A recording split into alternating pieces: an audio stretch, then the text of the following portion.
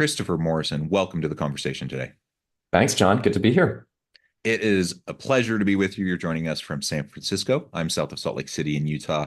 And today we're going to be talking about four core dimensions of team interaction: communicating, processing, deciding, and executing.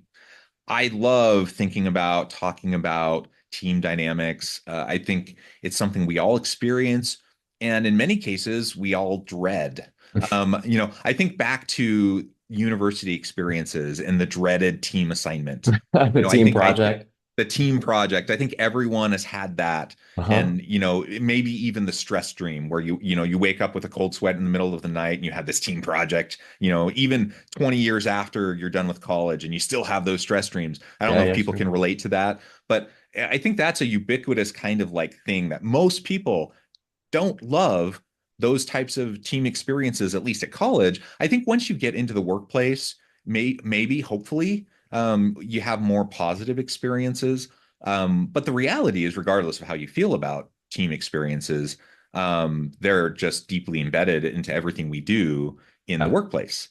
Some jobs more than others, but the world we live in is a collaborative world. It's a team-based world, and we need to figure out how to do it effectively. We need to learn how to be good collaborative um, partners as we work together. And we need to learn how to break down silos within organizations so we can really create and innovate and bring value to the market. So we're going to unpack this and talk about this together as we go throughout this conversation today. As we get started, I wanted to share Christopher's bio with everybody. Christopher Morrison is the co-founder and CEO of TeamDynamics, a pioneering platform designed to enhance modern team collaboration through advanced personality assessments. Under Christopher's leadership, TeamDynamics has emerged as a key tool for optimizing team dynamics and improving workplace efficiency. Before founding TeamDynamics, Christopher served as the chief operating officer at Doma, a fintech startup that he helped grow from a small five-person pre-product company to an industry leader with over 2,000 employees and 550 million in revenue. I could go on. There's a lot of really cool stuff, Christopher, about your background. You've accomplished a whole lot, but I'm going to pause there. Is there anything you would like to highlight by way of your background or personal context or by way of your company before we launch Yeah. on into the broader conversation? Yeah, my journey to team dynamics ties together a bunch of different threads from my experience. And so, maybe why don't I tell you a little bit about my journey, and in doing so, maybe share some of the lessons that led to team dynamics. Awesome. If I, wind the clock all the way back, I started my career at McKinsey, the management consultancy. McKinsey is a great leadership training ground. And one of the foundational lessons that I took from my time there is the power of a simple framework. Now, Hmm. I'll acknowledge that McKinsey is like legendary for their frameworks to the point of it all, being a bit of a joke. It's kind of like how many McKinsey light bulbs or how many McKinsey frameworks does it take to change a light bulb? Yep. But I think that there's a reason for it. The world is complex and we need a simple way to make sense of it. And a good framework distills something that's complicated to its essential components and makes it actionable then as individuals, as humans. And, I think my time at McKinsey was also really my first exposure to the power of culture and how true that saying is, culture eats strategy for breakfast. Hmm. What we would spend months working with our clients to craft the perfect strategy for XYZ, a new product, international expansion, what have you. But what ultimately separated the projects with real impact from the rest was the culture of the place. Like, could our clients actually take an idea and turn it into a reality? So, after 5 years at McKinsey, I had the opportunity, as you mentioned, to join a pre-revenue real estate technology startup out here in San Francisco called Doma as its founding chief operating officer. And as you mentioned, over the course of my 5 year run there, I took that organization from five of us squatting in an investor's office over the Sweet Green Salad Shop in San Francisco to a little over $500 million in revenue, 2,000 associates, and an IPO on the New York Stock Exchange. And leading, through that rapid growth really emphasized to me the truth of the saying, you can't manage what you can't measure. This is also a Hmm. bit of like business dogma, jargon, what have you. But it's true, figuring out the right things to measure, getting an accurate read on them and staying focused on them is so important to getting an organization aligned and accountable for moving towards the same goal. And, as you were sort of talking about in your introduction, I also learned how different it felt to lead a team that's really working, like a team that's really humming, from one that's just okay. It's the difference between feeling like anything is possible and feeling like you're stuck in neutral, always putting out little fires, never really moving the ball forward.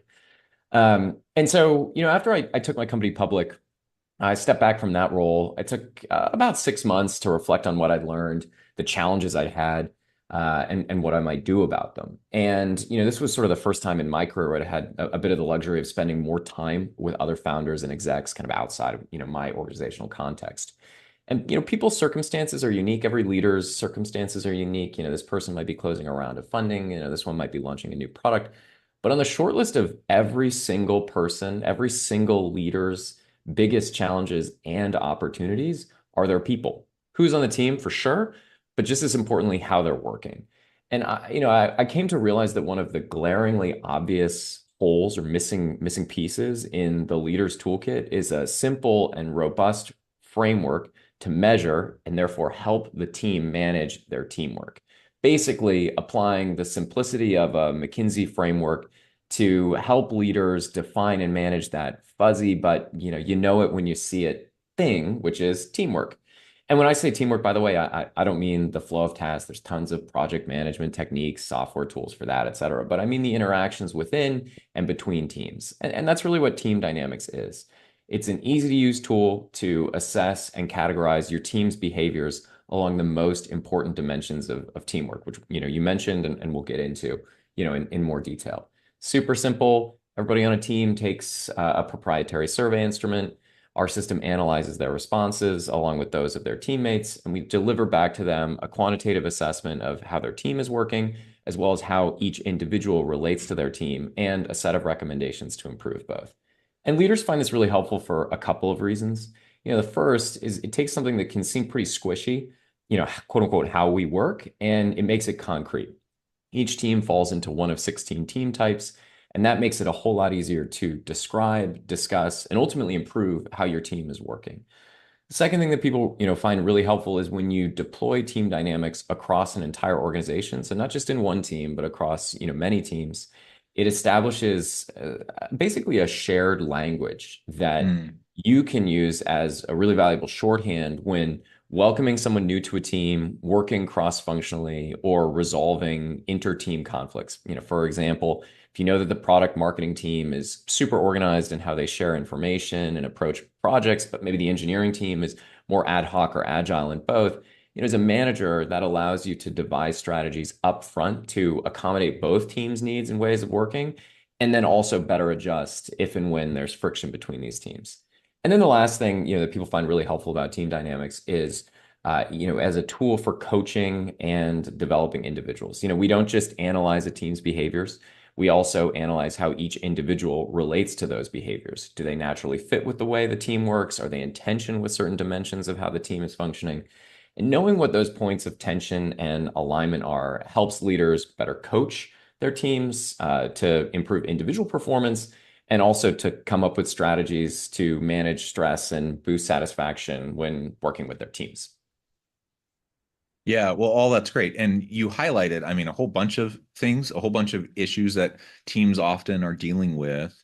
But also, I think you highlighted the dynamic nature of teams within organizations, Yeah, that they're constantly changing. yeah, Very rarely, I mean, it does happen, but very rarely do you have the case where you have like one team of people where the same, four or five, whatever, yeah, 10 people are just constantly working together indefinitely, years on end totally. together, and when that does happen, you have a chance for cohesion to really happen and they can just like bond and work together and whatever. But Yeah, what usually happens is you have a constant readjustment, and you have collaborative teams, cross-functional teams, you have special project teams, you have like all these different things where people from different parts of the organization are constantly getting thrown together that's on exactly different right. teams, right? That's usually what's happening.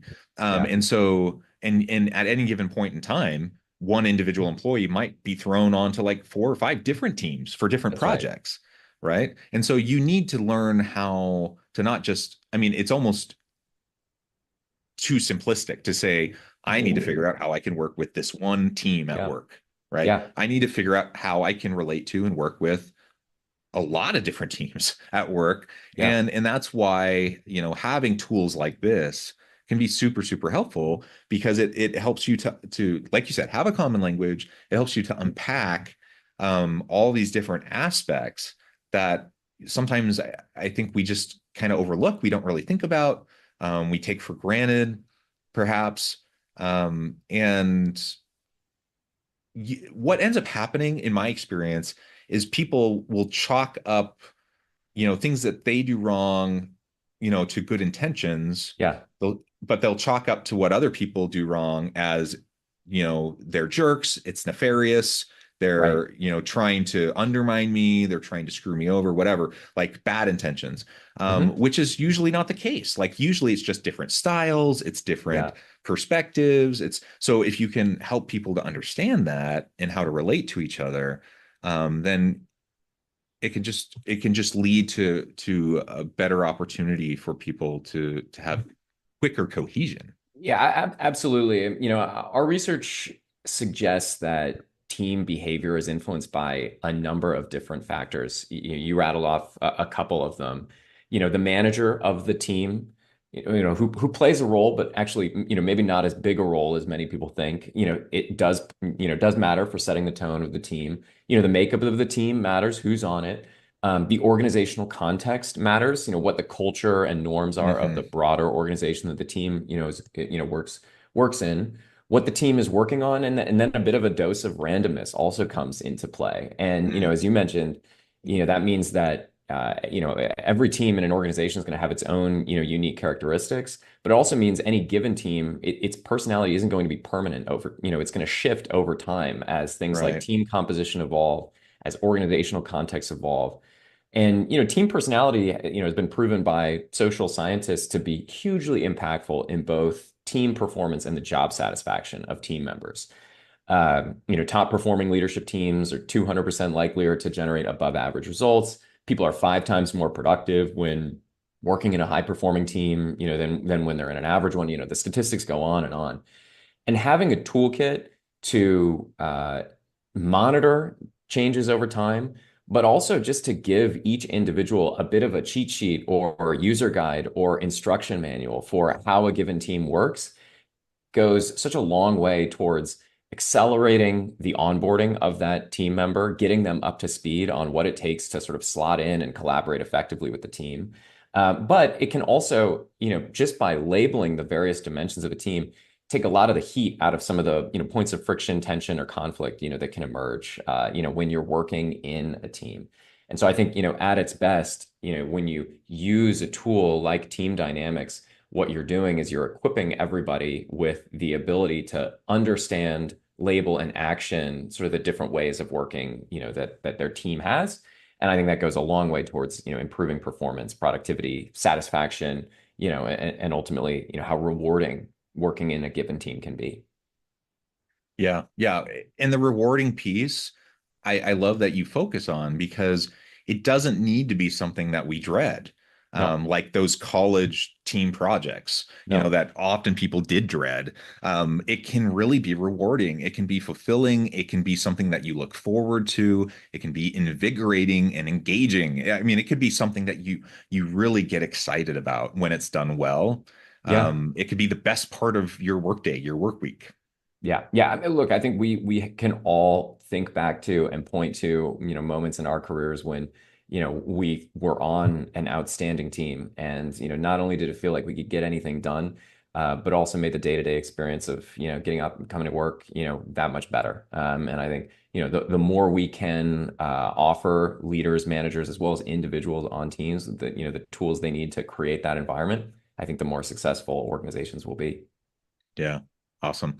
Well, let's dive in and talk. We've already kind of started to cover it, but let's talk more explicitly about these four core Yeah, dimensions: yeah, I'd love to. communicating, processing, Yeah. deciding, and executing. So Yeah. your tool helps with that, right? Yeah. But Yeah. let's dive in. Like, Yeah. how What does are your tool they? help? Yeah, what are they? How does your tool help with that? So let's Yeah. start with communicating. Yeah. So when when we started exploring the idea of what would ultimately become Team Dynamics, we began with a meta study on the social science that's been done over the last 50 years or so on the topic of teamwork. And one of the foundational insights of that research is that teams have behavioral patterns that can't be explained just by aggregating or analyzing the traits of their team members. It sounds like a mouthful, but basically what it means is teams have personalities that are different from the personalities of the people on the teams. And as I mentioned, team personality is hugely impactful for determining team performance and the job satisfaction of team members. So, after we did that research, we set out to define the elements of a team's personality. And while every team, of course, has its own somewhat unique characteristics, we identified four main dimensions of team interactions, with teams showing one of two opposing behaviors along each dimension. And by the way, for anyone listening or watching, who wants a sneak preview of your team dynamics that will cost you absolutely nothing. As I go through, sort of describing each of these dimensions, I want you to ask yourself two questions. The first is, which of these behaviors sounds more like my team? That'll give you a bit of a sneak preview of your team dynamics. And then as an individual, which way of working feels more natural to me, which might be the same as your team's behaviors, or you might discover that you're in tension with some of how your team's ways of working, and knowing that can be super, super helpful. So just keep those two questions in mind as we go through the four core dimensions of team dynamics. So the first dimension is communicating. This is how teams share information, and teams are either ordered or informal. An ordered team has defined processes and forums for sharing information. So think about internal documentation like wikis, recurring meetings with defined agendas, Slack or Microsoft Team channels that are organized by topic, et cetera, et cetera. In contrast, an informal team surfaces and shares information much more organically. So think about this as Mhm. one-off conversations, phone calls, water cooler chats, lightweight, maybe non-existent meeting agendas, and information and expertise that's much more likely to live in people's heads versus in written formalized documentation. The second dimension is processing. And this is how teams turn raw information into actionable insights. And teams are either logical or relational. A logical team is one that relies on tons of data and rigorous analysis when interpreting information. The argument that carries the day on a logical team tends to be the one that's most rigorously researched and supported by facts. And there's a general skepticism of intuition or gut feel. But on the other end of the spectrum, a relational team is one that relies on specific trusted individuals to tell the team what's going on and what matters when they're looking at information. So these are teams that have a habit of socializing analysis ahead of decision points. So they'll run that analysis by key people for their input and buy-in. And there's a lot of emphasis on a relational team on the value of expertise, organizational context, and relationship capital. On a relational team, it's better to have the team's respect than it is to necessarily always be quote unquote right. Yeah. The third dimension is deciding, and this is how teams align on what they're going to do. Teams are either authoritative or concordant. You can think about an authoritative team as your classic top-down team. So these are teams that look to leaders to act decisively and set the team's direction. Those decisions are typically made by team leaders. Sometimes on an authoritative team, you'll have a small group of team members who are sort of delegated authority by the leader. But decisions are typically made without a ton of input from the broader group. And, team leaders tend to provide pretty clear direction and explicit instructions for tasks and projects, and communication generally flows from the top. The opposite of this is a concordant team. You can think about this as a consensus-driven decision-making process. These are teams which collect input from everyone on the team before making a decision. They consider a bunch of different viewpoints. Deliberation is the name of the game on a concordant team. Transparency about a decision-making process is key to getting buy-in and getting things done. And then the last dimension of team dynamics is executing. And this is how teams plan and work toward their goals. And teams along this dimension are either deliberate or spontaneous. So a deliberate team, that's one that creates really detailed implementation plans that they then closely follow, diligently maintain. When something unexpected happens to a deliberate team, their first instinct is to go back to that original project plan and figure out, hey, why didn't we anticipate this? But on the other hand, a spontaneous team is one that's really responsive to new information. They build lightweight plans if they build them at all, and they're quick to toss them aside in the face of new information or changing Hmm. circumstances. And they're really quick to move from a decision to action. A lot of plans don't even, or a lot of projects don't even have a plan defined, and they are much more likely to opt to quote unquote figure it out as they go along. So taken together, these four dimensions capture really the entire life cycle of modern teamwork. Communicating and processing those first two dimensions, that's all about how teams gather and interpret information. Deciding and executing the third and fourth dimensions get at the core of how teams turn insights into action. And then that feeds right back into the information gathering and interpretation stage. Yeah. Oh, very cool. So let's talk now about the processing piece. Yeah. Yeah. What would be interesting to go into more detail there? Just sort of like how we see teams on, different ends of that spectrum, how that fits into the overall framework. What do you think would be most useful for folks listening and viewing? Yeah, so I'm just noting the time. So Hmm. based on your experience, Yeah. I only have you for a little bit more time, and Sure. I'll have Yeah. to let you get on with your busy day. Yeah. Based on your experience working with organizations, what would you say would perhaps be the most important thing for people to keep in mind related to the processing, deciding, and executing Yeah. elements? Uh, maybe in the next 3 minutes, if you were to highlight maybe 1 to 2 points each. Yeah, totally.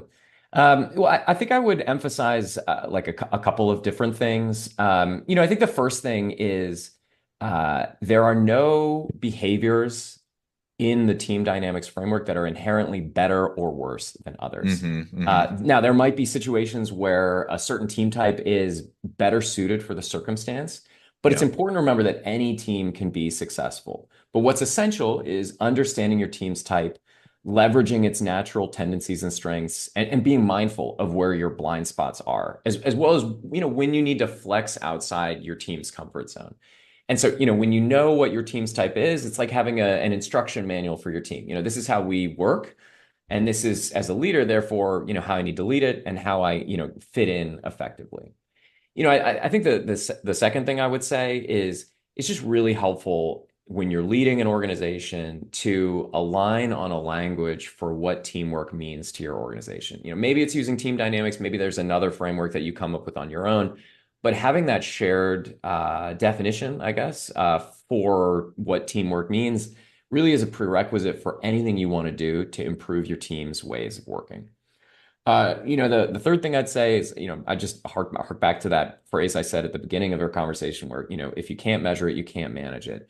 Use your definition to measure how your organization is performing and use it to build a bit of an action plan to improve team communication and collaboration. And then I think the final thing I would say is, as you alluded to, teams are constantly forming and reforming. Yeah. People are constantly changing teams. The organizational contexts are constantly evolving. And so I think it's really important to emphasize flexibility as a core leadership competency. There's no single best way for a team to work together. It's a function of who's on the team, what the team's tasked with, broad organizational, context, all that. And Hmm. I think, what we've seen is that high performing teams, they know how they prefer to work. So they understand what their team dynamics are. They understand how they as individuals relate to those team dynamics and where they might, feel stressed or feel sort of in sync with the team's ways of working as an individual. But the other thing that high performing teams know is when and how to flex outside their comfort zone. And I think this is where leaders can play a really key role in, sort of setting this tone, setting the team direction, galvanizing the team around flexing outside of its comfort zone. And so if we can, equip them with the tools and knowledge, they need, they can instill that flexibility in their teams. And that makes teams a whole lot more resilient to, changing challenges, different organizational stages, et cetera. Basically, the reality of what, teamwork means in 2024. Yeah, and that's a really good point. Reality of teams today versus the reality of teams 20 years ago. It's ever evolving Yeah. and it will continue to evolve. And that's something we have to continue to pay attention to. Yes. Well, Christopher, thank you so much. This has been a great conversation. We've only scratched the surface. There's so much more that could be discussed, but I do need to let you get on with your busy day. Before we wrap things up, I wanted to give you a chance to share with the audience how they can connect with you, find out more Yeah. about your work, your team, and then give us a final word on the topic for today. Yeah, cool. So best place to learn more about Team Dynamics is on our website. That's www.teamdynamics.io. We've got a ton of information about the Team Dynamics framework. For example, we've got a free rapid result that'll give you a directional sense for your Team Dynamics in just a minute or two. We've got a lot of resources you can download that'll help you, build a better team. And you can also email us at hello@teamdynamics.io or drop me a line, Christopher@teamdynamics.io. And I would just say, take advantage of, this opportunity to bring some structure, bring some clarity, and have a conversation with your team about your team's ways of working. Just opening that dialogue up, just starting to develop, a shared language can go a really long way towards, establishing better trust, among the team, and also just the space to do the work needed to improve the way your team is working.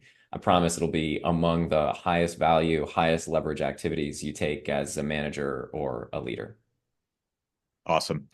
Thank you so much, Christopher. It's just been a real pleasure. I encourage the audience to reach out, to get connected, find out more about what Christopher and his team can do for you. And as always, I hope everyone can stay healthy and safe, that you can find meaning and purpose at work each and every day.